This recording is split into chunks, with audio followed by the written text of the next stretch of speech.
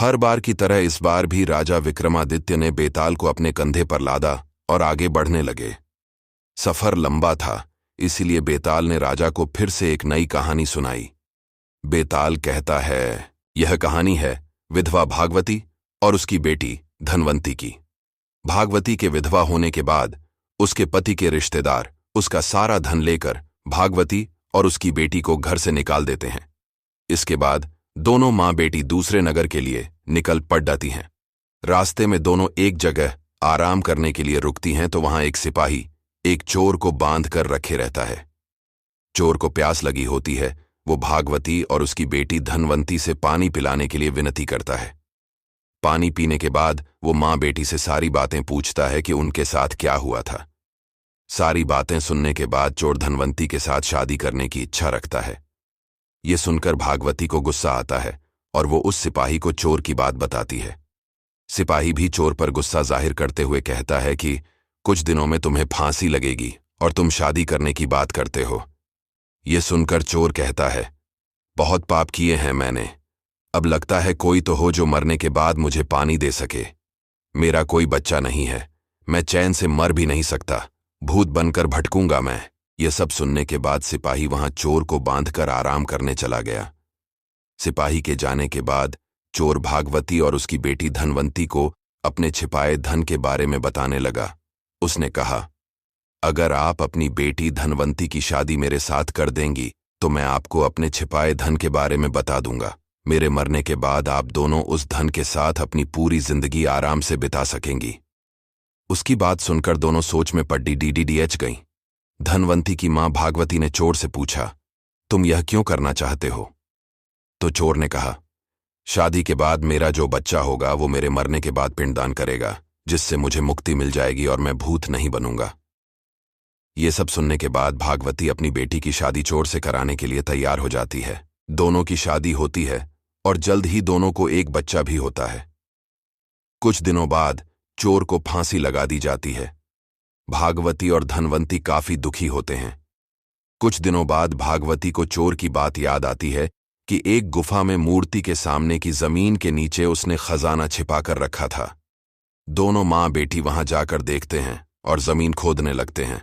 फिर उन्हें वहां सोना चांदी और पैसे मिलते हैं।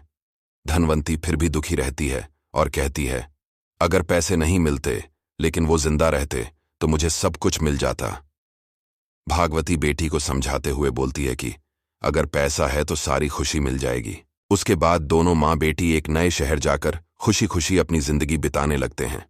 कुछ समय बाद भागवती की सहेलियां धनवंती की शादी कराने को लेकर पूछने लगती हैं। भागवती कहती है, मुझे अपनी बेटी की शादी तो करवानी है, लेकिन लड्डी डीडी हैच का ऐसा होना चाहिए जो घर जमाई बनकर रहे। फिर कुछ वक्त बाद एक पंडित लड़का उनके घर आता है, जिसके सामने भागवती अपनी बेटी धनवंती के शादी का प्रस्ताव रखती है। उनका बड्ढा घर और पैसे देखकर वो लड्ढका लालच में आकर शादी के लिए हाँ कर देता है। वो कुछ वक्त तक उनके साथ रहता है और उनका भरोसा जीतने के बाद एक रात घर के सारे गहने और पैसे लेकर भाग गया। इस दुख में धनवंती की मां भगवती की मौत हो गई और धनवंती गरीब और अकेली हो गई। उसके बाद वो उस शहर से अपने बच्चे के साथ दूसरे शहर निकल पड़ी। समय बीतता गया और धनवंती किसी तरह अपना गुजारा करने लगी। धीरे धीरे धनवंती का बच्चा भी बड़ा होने लगा। एक दिन दोनों माँ बेटे रास्ते में भटक रहे थे कि इतने में उन दोनों की नजर एक राजकुमार पर पड़ी, जिसके गले को एक अजगर ने जकड़ा रखा था। धनवंती के बेटे ने उस अजगर को काफी मुश्किलों के बाद राजकुमार के गले से निकाला, लेकिन अफसोस तब तक राजकुमार की मौत हो गई थी। इसी बीच राजकुमार के पिता, जो कि उस राज्य के राजा थे, वो वहां पहुंच गए।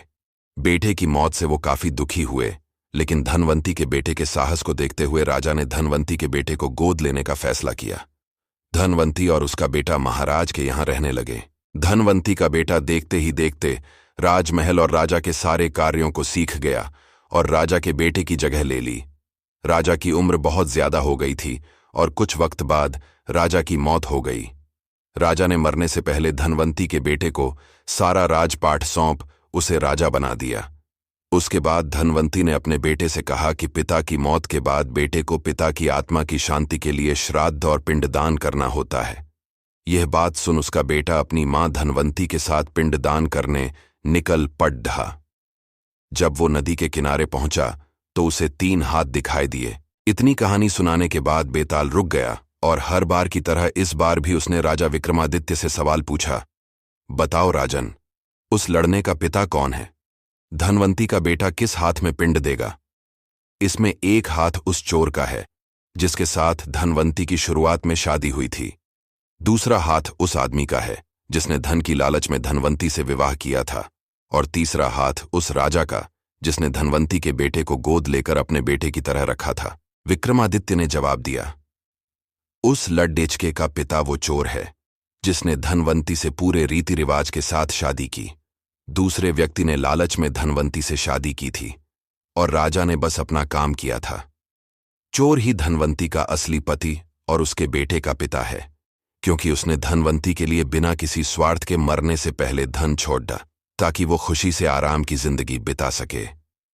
ये सुनते ही बेताल बहुत खुश हुआ और वापस घने जंगल में उसी पेड़ पर जाकर उल्टा लटक गया। अगर आप हमें YouTube पर देख रहे हो तो सब्सक्राइब करें, यदि Facebook पर देख रहे हो तो फॉलो करें।